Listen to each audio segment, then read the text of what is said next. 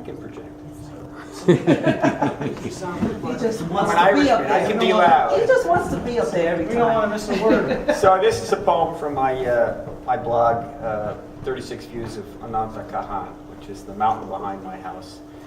And, Brian has got a poem on there. That's right.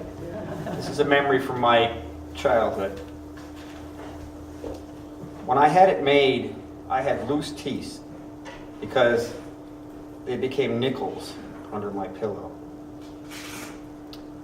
Sunday mornings after breakfast were always a race to the bottom of the cellar stairs for the boot black and a good place to stand.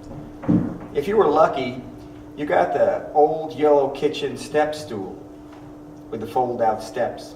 If you were slow, you could wind up using whatever was left. It was important to get the boot blacking right the first time, or you could be sent back down to do it again. There was no going to church if your shoes weren't properly polished, or heaven for that matter, and we all wanted that. A seat in the car was determined by age or whining, but after a certain age, whining only got laughter and Charlie horses from your brother. With all the boot blacking and reboot blacking, we were almost always late.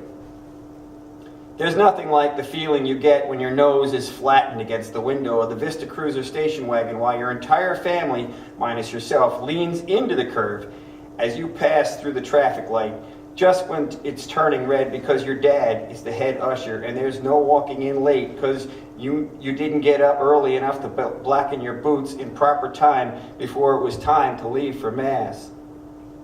Slow down, Jim. We'll all go to heaven before we get to church, my mom would say. Me knowing full well it had somehow been my fault because I couldn't balance myself on the woodpile and polish at the same time without falling into the wood scraps. I only wore those shoes on Sundays. Only God knows how they got all scuffed up at the back of the closet during the week. My little brother blamed it on the tooth fairy, and I thought it was the boogeyman.